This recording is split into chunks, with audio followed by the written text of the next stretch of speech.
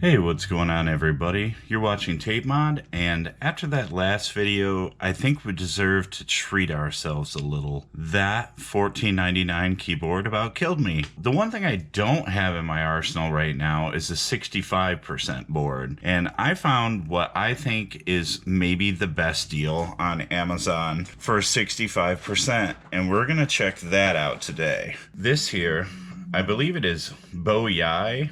It might be Boyi, not really sure. Gmk67. I wish that Chinese keyboard makers would stop naming everything GMK. It's a little ridiculous. Anyway, this is a 65% board, and it's got some pretty cool features. So the first thing we get is the board. We're gonna set that aside for just a minute. We get a little manual here. Not sure what this tells us, probably just our hotkeys. That is correct. Very nice, pretty heavy duty actually.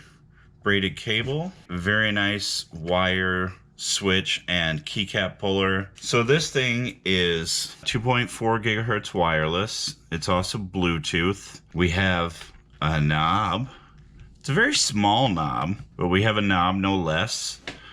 They said it came with pre-lube stabilizers. They do not look to be lubed in any way, shape, or form, I will tell you that. Yeah, there are some other things that excite me about this board. 3 levels of flip-up feet, so we have all the way up, and then we have sort of up, and then we have our standard, which is the way I prefer it, all the way down. We have our little dongle is right there for 2.4 gigahertz. There is a switch on the back for 2.4 USB and Bluetooth. So this does have a battery, and we also have a Mac and Win switch. While this is a plastic body board, there's some really cool things about it. Okay, so now we're inside the board, and here's one of the things that gets me most excited about this board. For $70, and sometimes I think this board is actually cheaper. This is a gasket mounted keyboard. We have foam gaskets all around the top part of the case, and then we have foam gaskets underneath our PCB and plate. Pull that out and set it aside for now. This does come with bottom foam.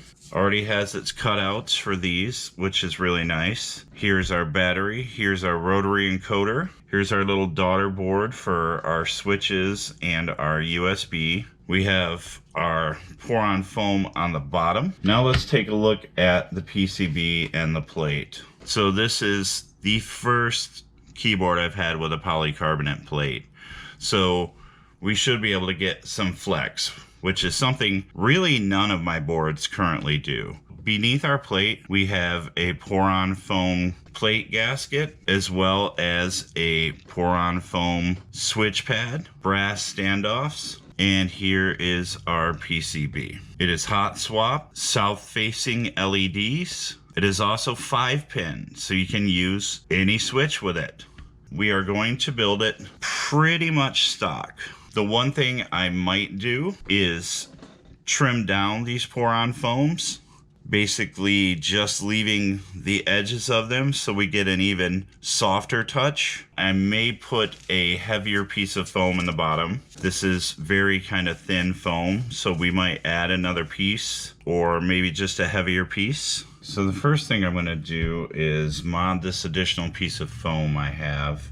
This foam is just a bit thicker and more dense than the piece of foam that came with this. So I would rather try to use this, and then we can cut off some of this to fill in the excess. So I did end up going with both pieces of foam. There is still some room to give us flex. That's what I do not want to lose. And now we're gonna try to add some more flex, and we're gonna do that by pulling off these gaskets if we can without damaging them. And what we're gonna do is we're just gonna get rid of the center of these gaskets.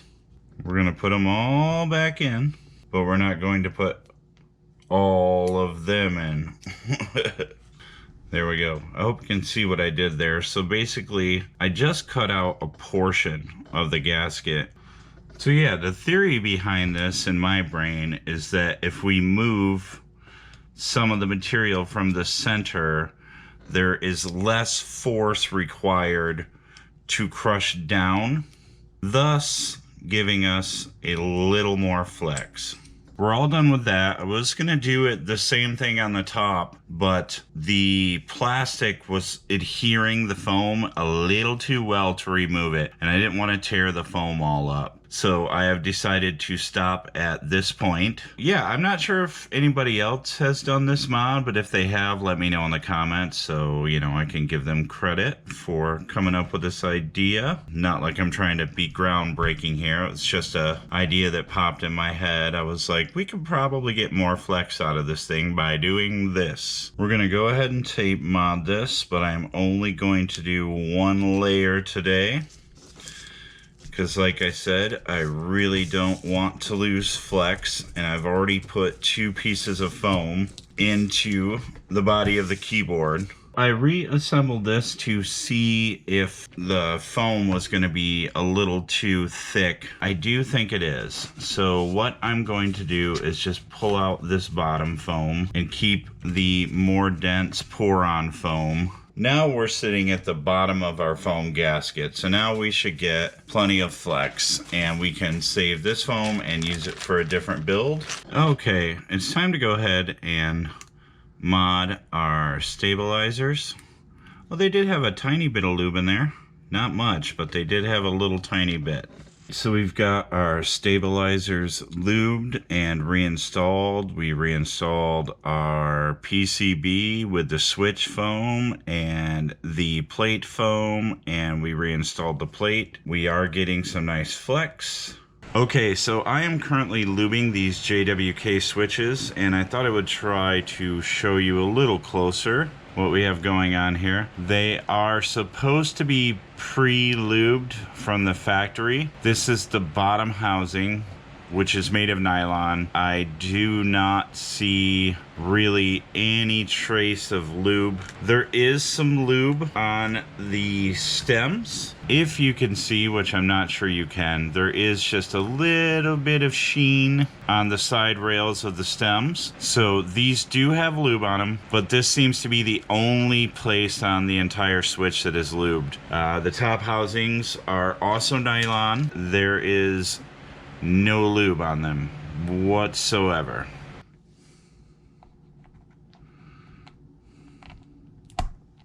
The LEDs are just too dim on this keyboard, except for that one, and I'm sure you can see that. Now the reason that is because there's a hole drilled there, like there should be a standoff under it. Of course there isn't a standoff under it because this is gasket mounted and there is no standoff on the PCB for that particular area. So they drilled a hole through the polycarb plate, and there's also a hole cut out in the plate foam that they included. There's just nothing there, and it lights up like that because of it, which is really weird, and I don't like it at all. So I've just been using the board with the backlighting just off.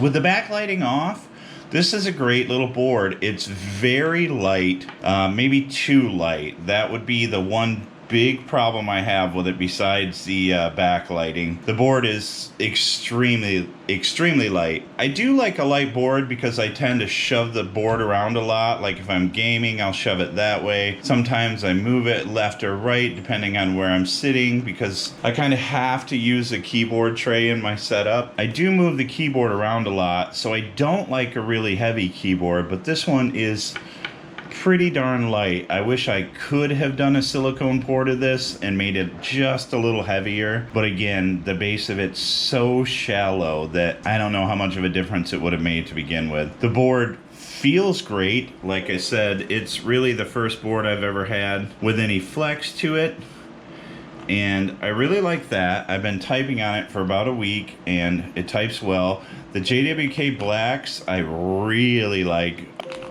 They're all lubed now. Sorry, my computer keeps beeping.